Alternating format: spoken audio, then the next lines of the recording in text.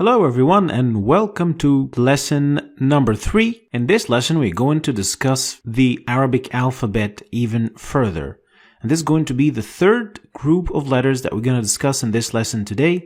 And these letters are Ta, Dha, Ain, Ghin, F, Qaf. So we're almost halfway with the alphabet and today we're going to have a look at the letter Ta. Ta has no direct equivalent in English, but it could be compared to the heavy T in English. So that's why it is Ta. Ta. So you need to make sure that your tongue is all the way up to the roof of your mouth to produce the sound properly. So it's the same, your articulators are in the same position as in the position of T sound, but your tongue is just all the way upwards to the roof of your mouth. And on the screen you can see the 4 positions as you are used to. Next up is the letter Dha. And Dha is only compared to a heavy TH in the sense that it is the voiced TH of English, like the one we see in the word there. So how is Dha different from there? Same thing as Ta. Your tongue has to be all the way up to the roof of your mouth to produce the proper sound. So instead of saying the, you're going to put your tongue all the way upwards to make it sound like Dha. Dha. So all the way to the roof of your mouth. That's the trick. Next up, a very interesting sound that is Ain. And Ain has no equivalent in the English language. And this means that we're going to have to find a combination of sounds that is the closest to Ain. And this combination that I found is the combination of A in English. So it is not the same, but it is so close to it. So if you have difficulty pronouncing Ain, you can just say A or I. Instead of it. The 4 positions, as you can see. Next is the letter Ghain. And Ghain has also no equivalent in the English language, but you can compare it to the R or the French R, as you might have heard it, or the combination of gr in English, the GH, G. That is also the closest I could find for this sound. It's a little bit difficult, but it is Ghain. And in order to demonstrate how these letters come in words, we're going to have a look at them in some examples. So the letters we've covered so far are Ta, Dha, Ain, Ghain. And we're going to have a look at some examples for these words. We're going to also use some of the letters and some of the sounds that we have learned in the first 2 lessons just to refresh your memory as to how to use them and how you recognize them in words. First example we have today is tar. Tar. I'm going to use the T with a little a circle under it to distinguish the T from Ta in English. And tar means flew. Next example is abr.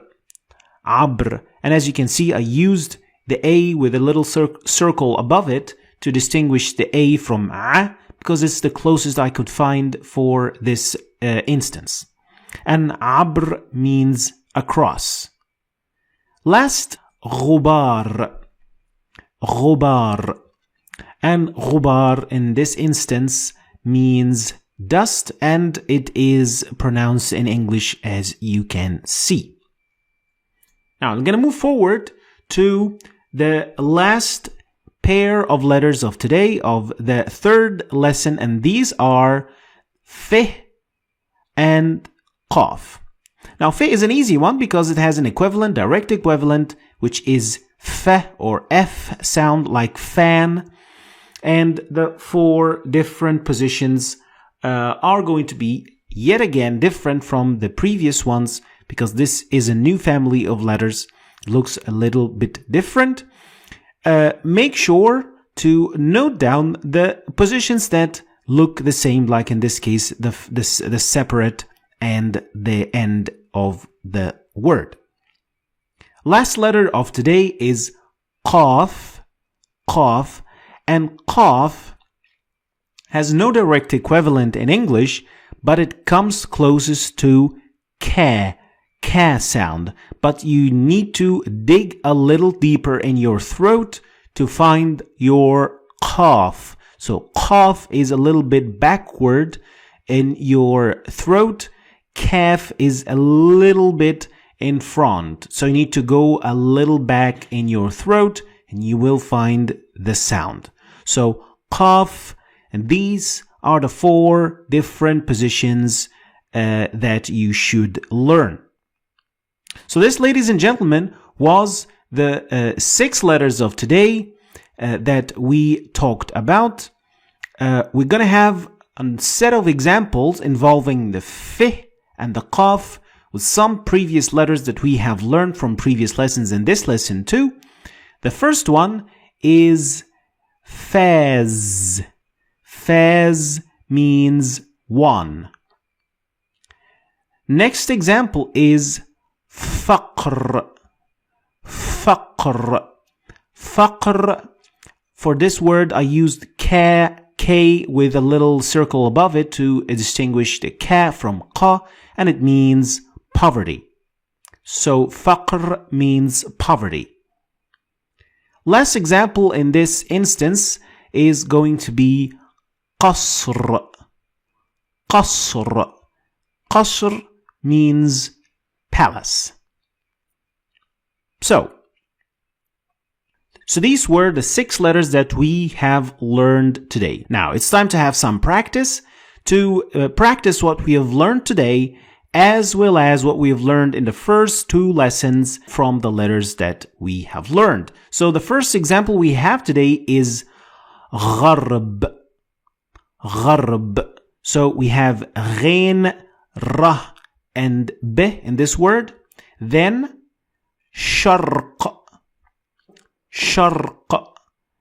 Sharq is made up of sheen, ra, and qaf. And the last word is qafaz.